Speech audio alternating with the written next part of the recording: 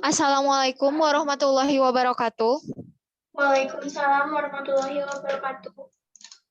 Salam sejahtera untuk kita semua. Pada hari ini, saya, Dian Puspita Agustina, perwakilan dari kelompok 2 akan mempresentasikan LKPD 2 mengenai proses pengaplikasian dan pertumbuhan pada kacang hijau atau tauge menggunakan media POC, air sumur, dan air cuka.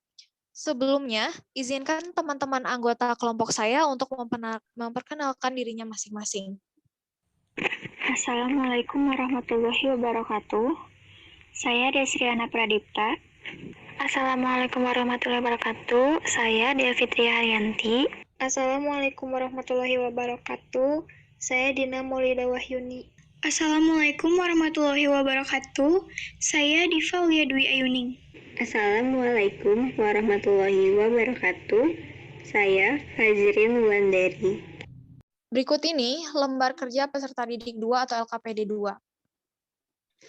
Tujuan pembelajaran. 1. Melalui kegiatan observasi, peserta didik dapat menganalisis jenis limbah di lingkungan rumah. 2. Melalui kegiatan diskusi, peserta didik dapat mengidentifikasi masalah tentang limbah dengan benar. 3. Melalui kegiatan percobaan, peserta didik dapat memformulasi pupuk organik cair sebagai upaya penanganan limbah dengan benar. 4. Melalui kegiatan percobaan, peserta didik dapat mengaplikasikan pupuk organik cair kepada tanaman. Tantangan. Seperti kita ketahui bahwa setiap rumah tangga yang memproduksi berbagai macam makanan dan minuman, setiap harinya, setiap rumah tangga memproduksi limbah organik dan anorganik. Seiring dengan banyaknya makanan yang diproduksi, banyak pula limbah organik yang dihasilkan. Limbah organik ini tentu menghasilkan bau tidak sedap, menjadi sumber penyakit, juga tidak enak dipandang mata. Akan tetapi, limbah organik masih mempunyai kandungan mikronutrien yang jika diolah dengan benar bermanfaat bagi pertumbuhan sayuran. Berdasarkan pemaparan di atas, kalian diharapkan dapat mendesain solusi untuk mengatasi masalah. Desain tersebut harus dapat mengolah limbah organik rumah tangga menjadi produk yang dapat membantu pertumbuhan sayuran. Kemudian, tidak hanya limbah organik rumah tangga saja yang dapat diolah, bahan lainnya dapat ditambahkan sesuai dengan kebutuhan. Poin kedua, alat dan bahan. Tuliskan alat dan bahan yang akan digunakan dalam proyek ini.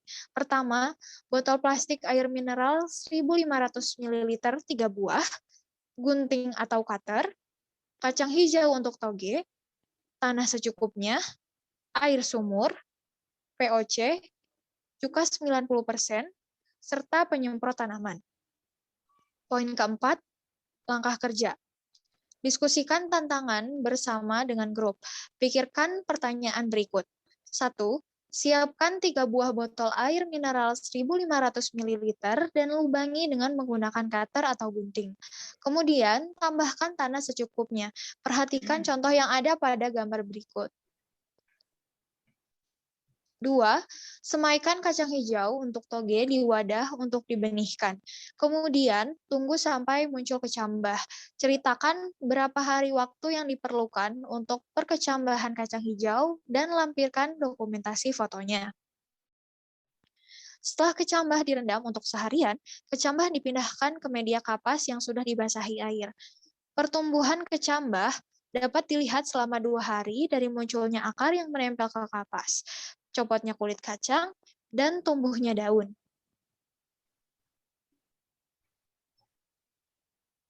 Berikut ini adalah foto perkecambahan kacang hijau. 3. Pindahkan kecambah kacang hijau ke dalam pot botol plastik yang telah dibuat. Berilah identitas yang berbeda terhadap masing-masing pot botol plastik dengan simbol permanen atau kertas label. Pot plastik 1, air, pot plastik 2, pupuk organik cair, dan pot plastik 3, cuka 90%. Berikut ini adalah foto dari pot yang telah disemai oleh perkecambahan kacang hijau yang diberi nama atau label, yaitu air sumur, POC, dan cuka. 4. Setiap hari pukul 9.00 waktu Indonesia bagian Barat dan pukul 16.00 waktu Indonesia bagian Barat, semprotkan air POC, air cuka, ke pot yang sesuai dengan nama atau identitas yang diberikan selama 5 hari. Amati dan catat hasilnya. Hari pertama, pot yang disiram air. Pada hari pertama, kecambah tidak terjadi reaksi atau perubahan apapun.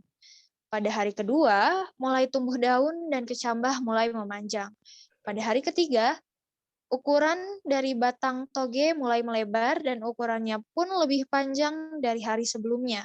Namun, masih ada beberapa kecambah yang belum tumbuh. Pada hari keempat, masih belum terlihat perubahan yang jelas akan tanaman tersebut.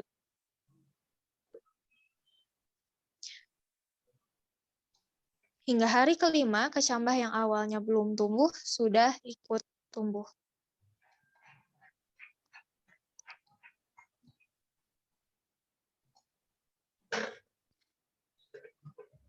Selanjutnya, pada pot yang disiram oleh air POC.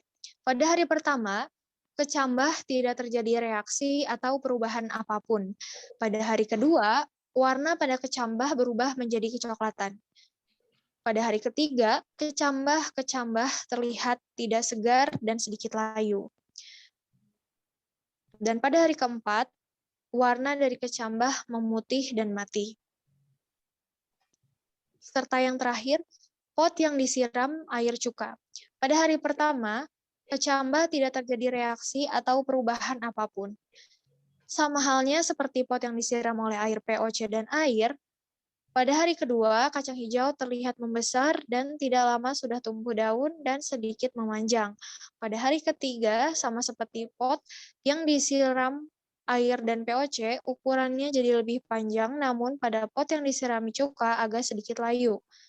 Sama seperti pot yang disiram air dan POC, kecambah yang awalnya belum terlalu besar, sekarang sudah menjadi toge dengan daunnya panjang namun agak sedikit layu. 5. Analisis kenapa hasilnya dari penyiraman tersebut menunjukkan gejala yang berbeda antara pot tanaman yang disiram oleh air, POC, dan cuka. Karena kandungan dari setiap air tersebut berbeda-beda, dari perbedaan zat atau kandungan pada air yang berbeda-beda tersebut, itu mengakibatkan gejala atau reaksi yang berbeda juga pada tanaman yang menyerap ketiga jenis air tersebut. Misalnya, pada pot yang diserami air cuka, mungkin cuka bisa membuat tanah menjadi subur karena cuka memiliki kemampuan untuk mengurangi pH suatu lingkungan. Namun, cuka dapat membuat tanaman menjadi layu karena cuka mengandung zat asam asetat. Saya, Dian Puspita Agustina, perwakilan dari kelompok 2, akan mempresentasikan mind mapping mengenai pertumbuhan kecambah.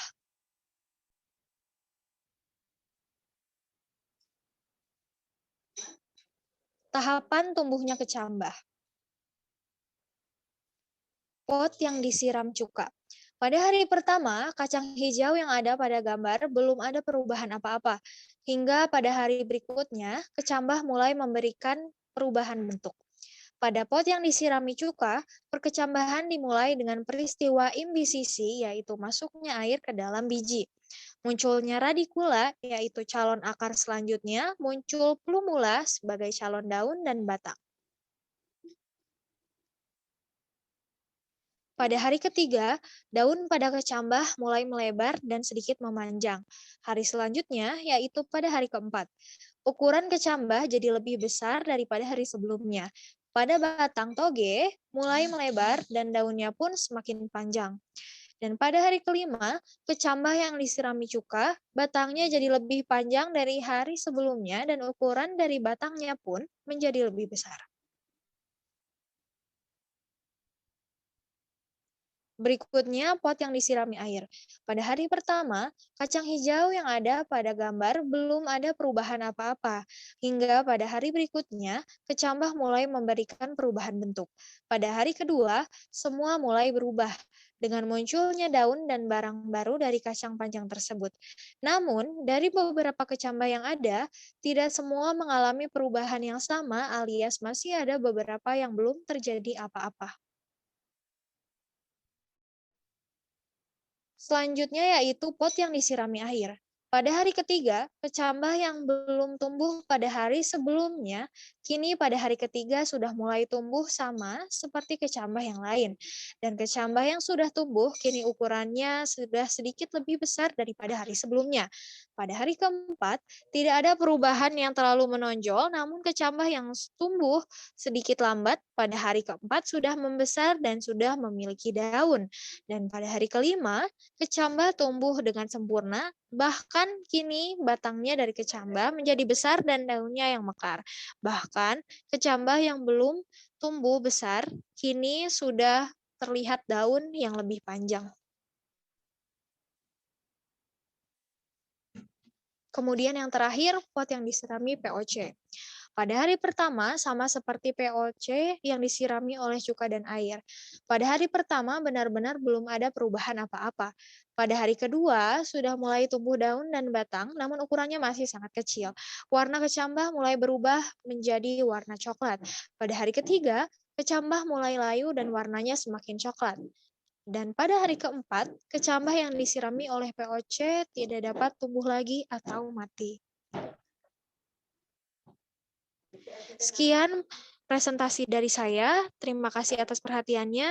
Mohon maaf apabila ada kesalahan. Wassalamualaikum warahmatullahi wabarakatuh.